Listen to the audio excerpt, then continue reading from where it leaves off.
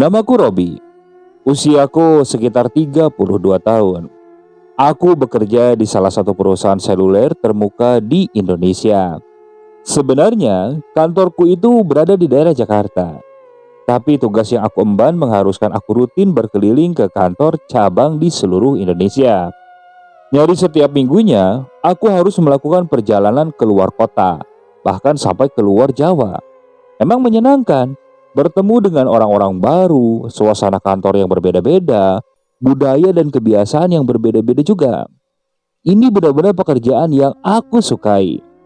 Dalam tugas keluar kota ini, aku lebih banyak sendirian. Meski terkadang ada rekan kantor yang mendampingi kalau ada hal yang harus diselesaikan, yang memang bukan bidang yang aku kuasai, aku pasti bawa orang. Tapi kebanyakannya, aku lebih sendirian, dan itu yang aku suka. Aku lebih leluasa. Dalam prosesnya, aku jadi punya banyak pengalaman yang jadi pembelajaran. Pengalaman dalam hal pekerjaan ataupun di luar pekerjaan. Beberapa tahun ke belakang, pernah aku mengalami sesuatu yang melekat dalam ingatanku. Dan itu terjadi di bulan November tahun 2019. Begini ceritanya. Waktu itu hari Selasa. Aku menggunakan pesawat pertama dari Jakarta. Pukul 8 pagi, aku sudah berada di kantor cabang kami di daerah Surabaya. Di kota besar inilah kegiatan berkeliling Jawa Timur dimulai. Rencananya, pagi itu nggak akan berlama-lama di Surabaya. Paling lama jam 10 aku sudah harus berangkat ke Kediri, menyelesaikan pekerjaan di kantor cabang di sana. Lalu dari Kediri aku akan langsung ke Malang dan bermalam di kota apal itu. Rencananya begitu. Dalam prosesnya, semuanya bisa berjalan sesuai rencana. Sekitar jam 10, aku sudah meninggalkan Surabaya menuju Kediri. Kalau masih di Pulau Jawa, aku memilih untuk mengendarai sendiri mobil kantor yang aku gunakan untuk berkeliling. Aku tidak memakai jasa supir, karena aku sudah mengenali sebagian besar wilayahnya. Beda lagi kalau di luar Jawa. Sebisa mungkin aku akan meminta bantuan supir kantor. Sama juga kali ini, aku sendirian berkendara dari Surabaya menuju Kediri, langsung ke Malang sore harinya. Banyak yang tahu kalau perjalanan Surabaya Kediri akan memakan waktu kira-kira 3 jam jalan santai. Singkatnya, pada pukul 1 siang, aku sudah sampai di kantor cabang Kediri. Tidak langsung kerja. Mereka di Kediri mengajakku makan dulu di salah satu rumah makan ketika baru sampai di sana. Ini bukan kunjungan pertamaku ke Kediri. Sebelumnya sudah beberapa kali. Tapi ini nanti akan jadi perjalanan pertamaku dari Kediri ke kota Malang. Karena sebelum-sebelumnya selalu sebaliknya. Selalu melakukan perjalanan Surabaya, Malang ke Kediri. Terus ke Surabaya lagi. Kali ini berbeda. Kenapa berbeda? Ya aku ingin suasana yang baru. Karena sudah beberapa kali berkunjung ke kantor Kediri, aku jadi sudah akrab dengan rekan-rekan yang ada di sana. Jadi tidak terlalu kaku. Mas, selesai dari sini nanti mau langsung ke Malang? Tanya Pak Alwi. Pak Alwi ini adalah kepala cabang di daerah Kediri. Iya Pak, saya bermalam di Malang. Besok pagi langsung ke cabang sana kan? Jawabku. Perlu sopir kantor gak mas? Tanya Pak Alwi. Gak perlu Pak, belum terlalu malam juga kok. Saya sudah selesai di sini. Nanti jalan santai juga, ya mungkin kira-kira 3 jam sampai ke sana kok Pak. Begitu jawabku. Ya sudah kalau begitu, jangan terlalu malam dari sininya mas. Jalur Kediri Malang itu masih rawan mas. Begitu kata Pak Alwi menutup percakapan. Selebihnya selesai makan siang, kami kembali ke kantor. Kemudian aku langsung bekerja menyelesaikan tugas. Begitu rencanaku. Rencanaku jam 5 sudah selesai pekerjaan, lalu bisa langsung menuju ke Malang. Tapi ternyata tidak berjalan seperti itu. Banyak kendala dalam prosesnya. Kendala yang mau tidak mau harus aku selesaikan hari itu juga. Jauh di luar rencana, nyaris pada pukul 9 malam, pekerjaan baru tuntas terselesaikan. Mas, sudah menginap di sini saja. Besok pagi-pagi baru berangkat ke Malangnya. Begitu kata Pak Alwi ketika kami sedang bersantai di kantor depan. Saya sudah booking hotel di Malang Pak. Sayang kalau di cancel. Begitu jawabku. Ini sudah mau jam 9 loh mas. Yakin gak mau disupiri? Sekali lagi Pak Alwi menawari untuk ditemani supir kantor. Yakin Pak, saya sendirian aja. Ini Paling jam 11 saya sudah sampai Malang kok Pak.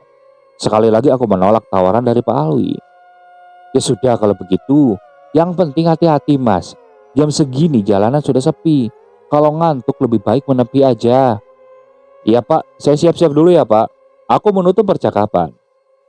Sudah pukul 9 lewat sedikit setelah selesai dari toilet, aku berpamitan pada Pak Alwi dan rekan-rekan lainnya untuk melanjutkan perjalanan dinas ke kota berikutnya, yaitu kota Malang.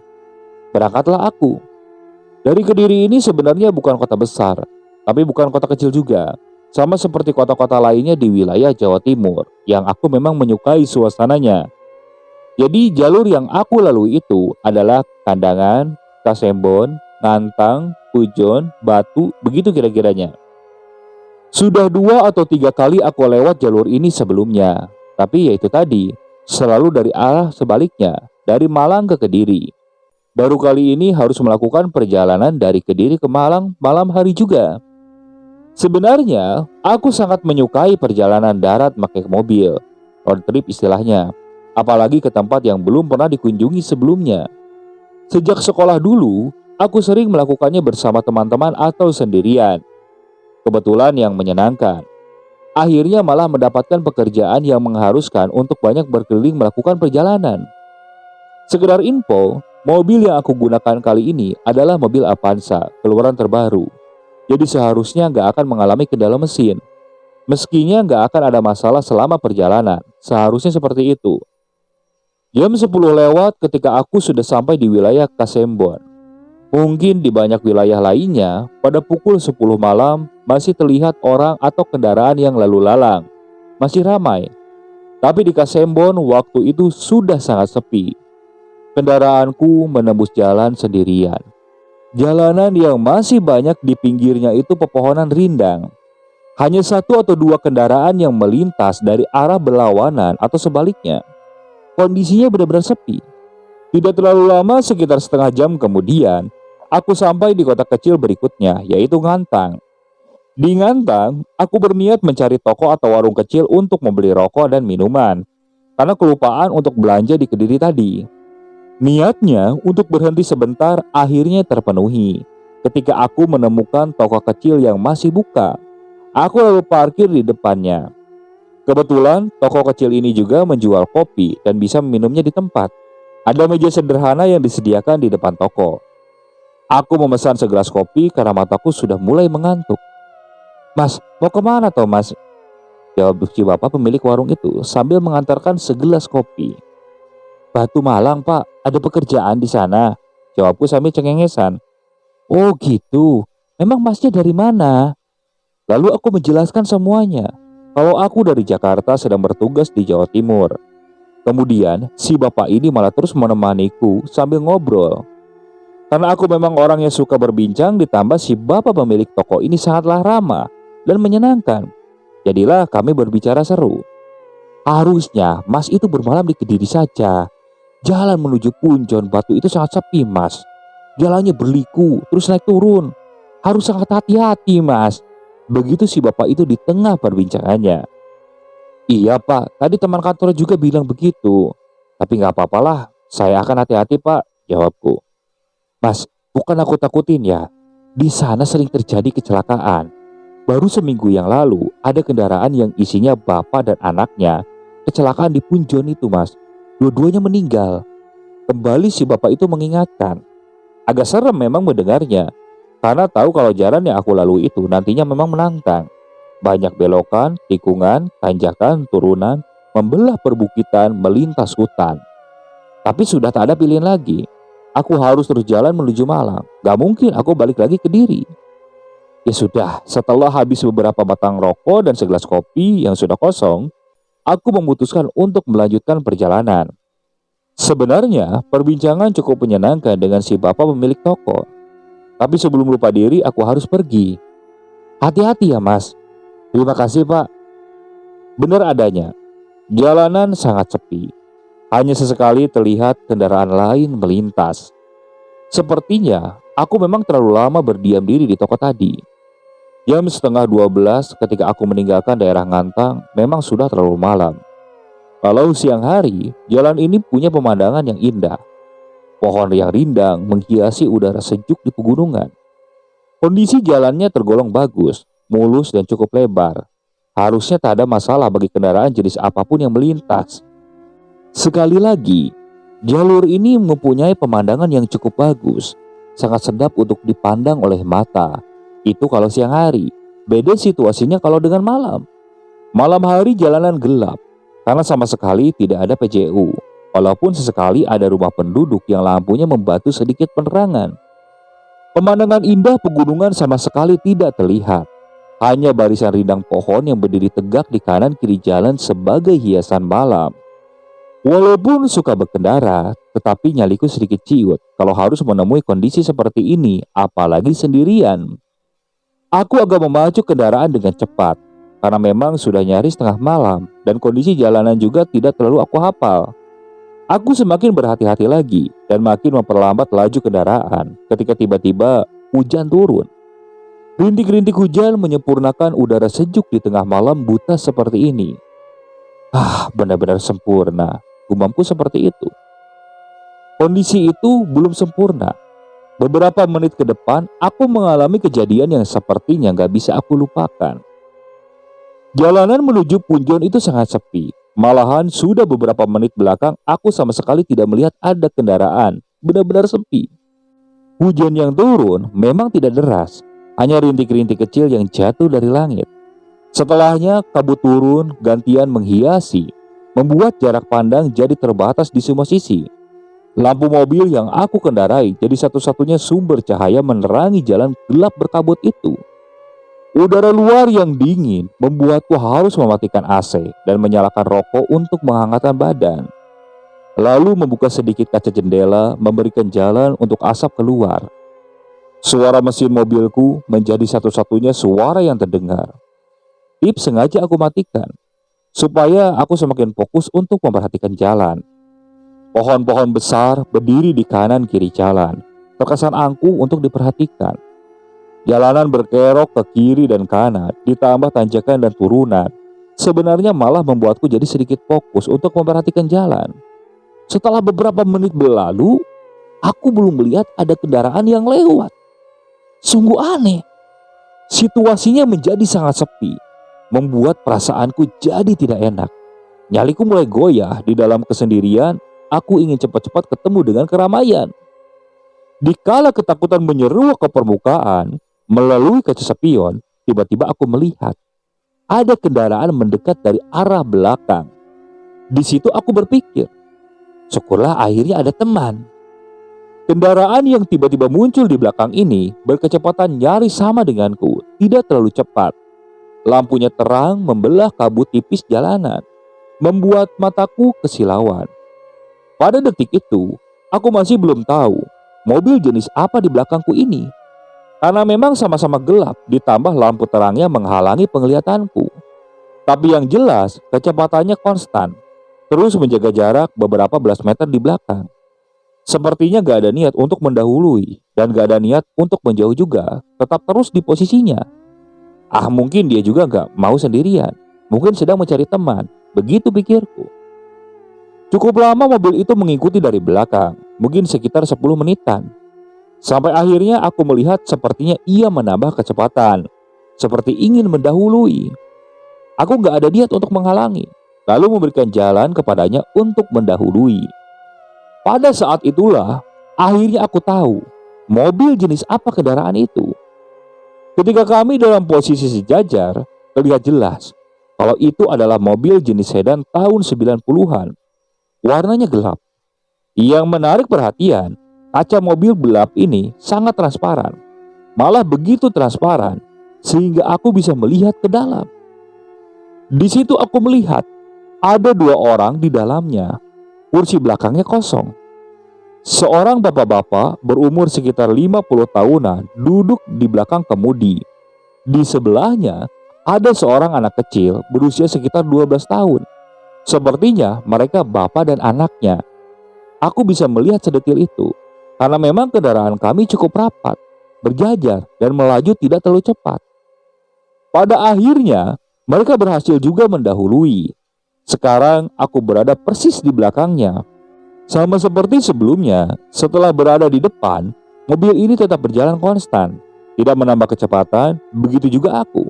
Aku nggak bersusah payah membuntuti dari belakang. Beberapa menit lamanya kami berjalan beriringan. Sampai pada saat ketika tiba-tiba sedan itu menambah kecepatannya. Aku yang tadinya mulai tenang karena ada teman, jadi kaget karena ditinggalkan. Melihat itu, aku lantas menambah kecepatan. Di tengah kabut yang semakin menebal, aku coba untuk mengejarnya. Ternyata aku tidak sanggup. Nyaliku gak sebesar sedan itu yang berani berkecepatan tinggi melewati jalan berkelok. Ditambah kabut tebal, aku benar-benar tidak berani. Dapat ditebak, menit berikutnya, sedan itu akhirnya menghilang di telan gelapnya kabut malam. Di situ aku kembali sendirian. Harusnya aku sudah masuk wilayah Punjon, tapi belum terlihat ada tanda-tandanya. Jalanan masih sangat sepi, kabut semakin menebal. Aku hanya bisa melamun sambil berharap segera melihat tanda-tanda kehidupan. Harapanku belum juga terkabul ketika tiba-tiba mesin mobilku mati. Mobilku mati, tidak tahu apa penyebabnya. Untungnya dalam keadaan mesin mati, aku masih dapat menghentikan mobil di pinggir jalan. Sempurna, aku terdampar di tengah sepinya hutan di malam hari. Apalagi posisinya sangat sepi seperti ini. Beberapa menit aku meratapi nasib. Semakin sedih ketika melihat layar ponsel, di situ tulisannya tidak ada sinyal. Seperti yang aku bilang dari awal, mobil yang aku kendarai ini mobil keluaran baru. Seharusnya mesinnya nggak akan bermasalah.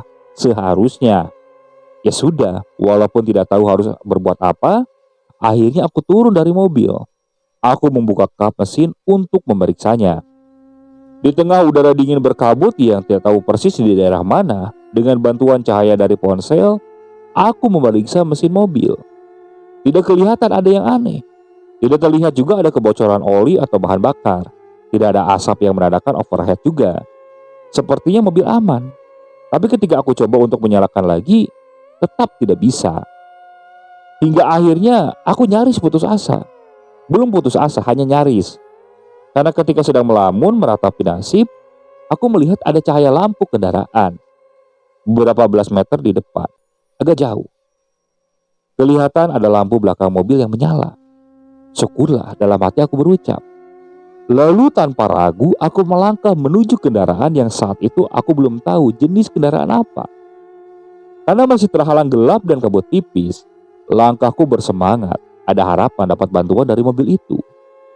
Karena memang jarak kami tidak terlalu jauh, jadi tidak terlalu banyak aku melangkahkan kaki untuk mendekat. Tapi tiba-tiba aku berhenti melangkah ketika hanya tinggal beberapa meter saja jarakku dari mobil sedan tersebut. Dan setelah itu sudah sangat dekat, aku melihat kalau mobil itu adalah mobil sedan warna gelap tadi yang terus mengikutiku sebelum mogok.